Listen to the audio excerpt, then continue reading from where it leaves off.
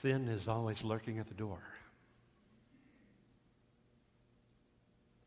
Every so often, I like to pull out my high school yearbook, the 1986 Phillipsburg Osceola Mountaineer.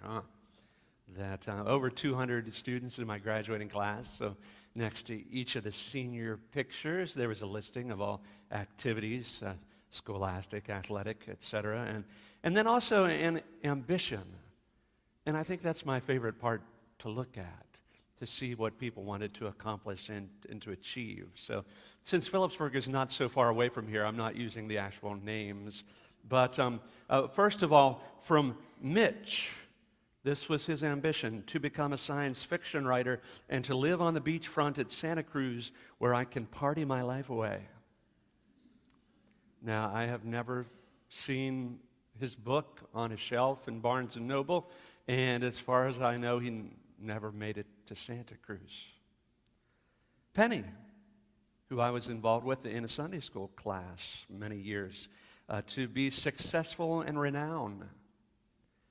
I heard that cocaine hijacked her brain as she became an addict.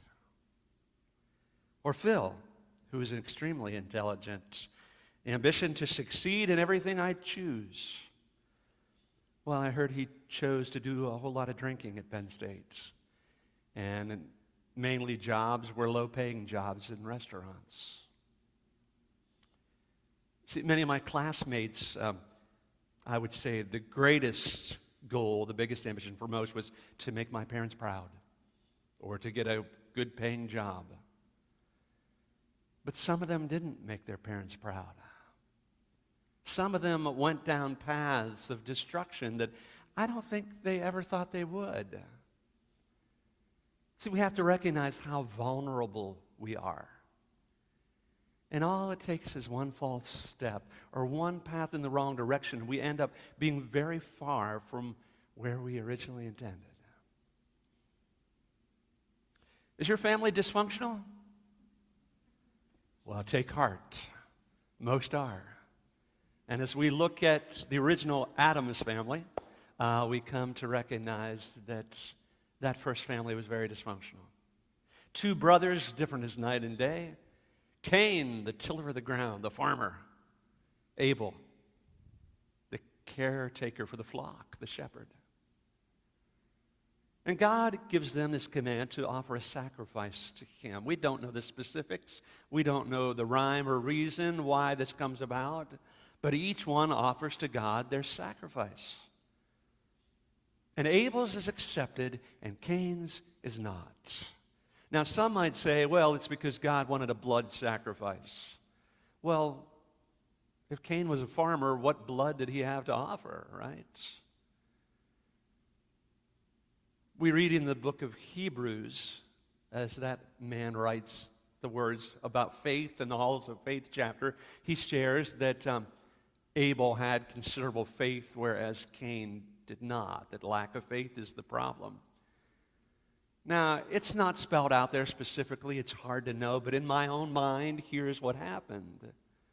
That Abel is offering to God his very best, the firstborn from his flock, the very best he has to offer. Whereas Cain is just kind of going through the motions. This is something God wants, and so I'll go ahead and I'll give this to God. But his heart really wasn't in it. And I wonder how often that applies to us in the life of the church. How often do we come on Sunday mornings because we're supposed to? It's the right thing to do. Or even when the offering plate comes by, how often do we just reluctantly put something in because that's the right thing to do? It's dangerous just going through the motions. It's dangerous when we're not offering God our very best. Paul would write to the church in Rome for them to offer themselves as a living sacrifice, holy and acceptable to God. This is your reasonable act of worship. In other words, it's reasonable for you to give your entire very life and best to God. And for each of us, we need to remember that, to be offering God our very best. Well, Cain becomes jealous, doesn't he? After all, he's the eldest child. He's the one who's supposed to have the clout and the seniority, and yet his younger brother's showing him up. So jealousy leads to anger, and anger leads to rage, to the point God even asked him, well, why are you so angry? If you choose what's right, it'll go well for you. But if you don't choose to do what's right, well, sin is lurking at your door. But you must master it. And as we know from the story, he never masters it. Leads his brother out into a field, murders him in cold blood. Could you picture yourself as a murderer? Anybody out there? About 6 years ago, I had a parishioner who, well, his girlfriend started seeing someone else, and that was just too much for him to be able to take. And so on a Sunday afternoon, he waited till no one else was around and went and killed her and then killed himself. Hard to imagine, huh? But whenever we're in high school or whenever we're in elementary school, we don't think, well, when I grow up, I think I want to be a drug dealer, yeah. No, I think I want to be a mass murderer. Oh, I think I want to embezzle thousands from my employer. I think I want to pay huge fines for tax fraud. No, we don't have those kind of dreams or ambitions. It all starts with one lustful glance or one click of the mouse or one bad step. 8 years ago, a pastor from our conference who walked away from the ministry and walked away from his wife to live with his mistress. This was a man I looked up to. Someone who had leadership roles in our annual conference. As I was talking with Rich Morris in Duncansville, we've been friends for a while, and talking about that man's, the events and what happened. And Rich said, you know, that can happen to any one of us at any time. And there, but for the grace of God, go I. And we just never know, do we? Because sin lurks at the door, continuing to trip us up, to make us fall. James would write in his epistle, resist the devil and he will flee from you. But sometimes we're not so good at resisting, are we? And sometimes it starts with something oh so simple that doesn't seem to be even that wrong. Well, here's a story to illustrate that. There was once a flock of geese flying south for the winter. And they were in their V pattern and headed south until one of the geese at the back of the formation looks down and sees a farm pond where there are domesticated geese. And starts thinking, you know, that must be the life. Down there, not having to fly back and forth. And he thinks to himself, I'm just going to fly down there and check it out. And as he arrived, the other geese on the farm were so hospitable and inviting, and they went on to explain to him, look, this pond is just brimming with fish anytime you want. And once a day, the farmer comes and he scatters grain and bread and all the food. And look at these luxurious accommodations. You can sleep in this pen over here instead of having to be outside. Oh, it's the life. And so the Canadian goose gets used to it. Winter's there, it's cold, but it's not so bad. After all, a Canadian. And so he spends that time and thinks, whenever my flock is coming back from the south, I'll just fly up and join them and life will go on as usual.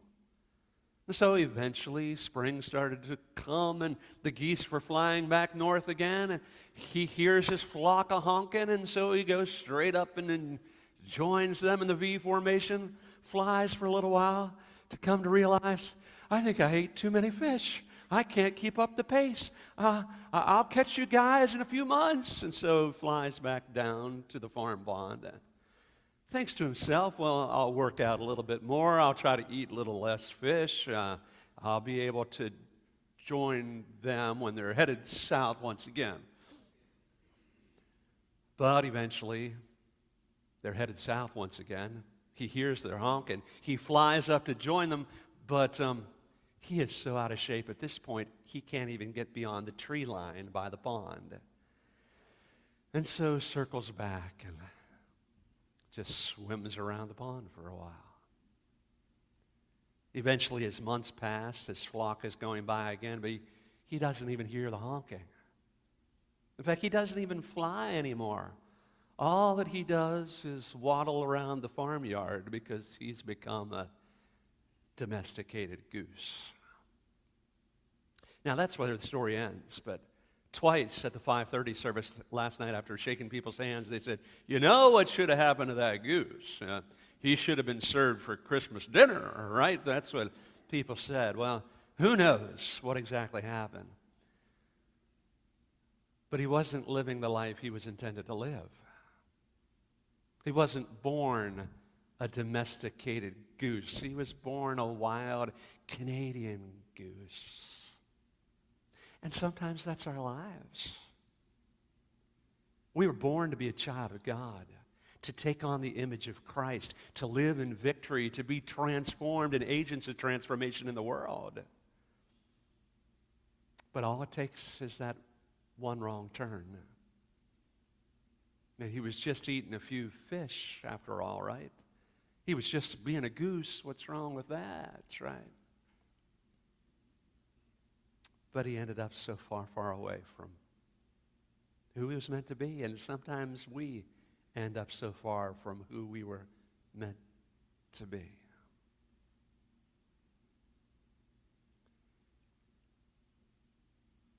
What sin's lurking at your door?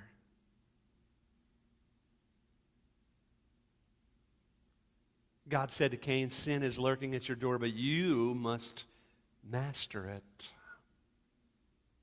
Anybody mastered it yet? So often we don't master it. It masters us. It takes control. You know, there's only one way that I know that we can master sin. And that's by allowing Jesus Christ to be our master. That's by day in, day out, submitting control.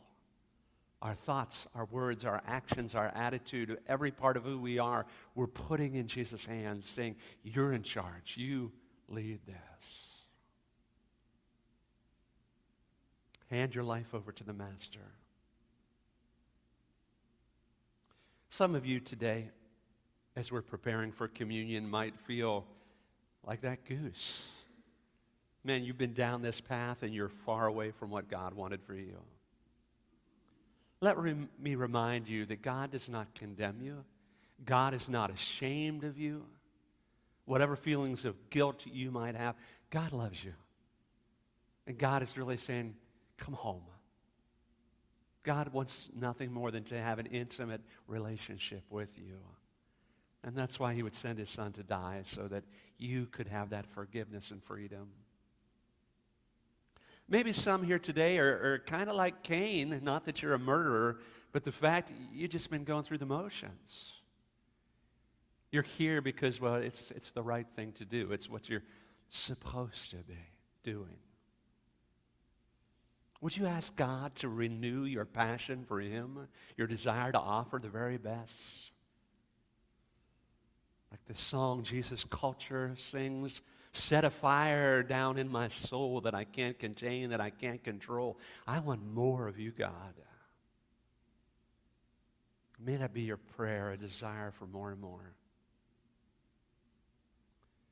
And maybe you're someone who you're just tired of trying to be the master of your own universe. You've recognized when you're large and in charge that things just aren't what they should be. And maybe as you're receiving communion, you want to say, Jesus, take the wheel. I'm handing this life over to you.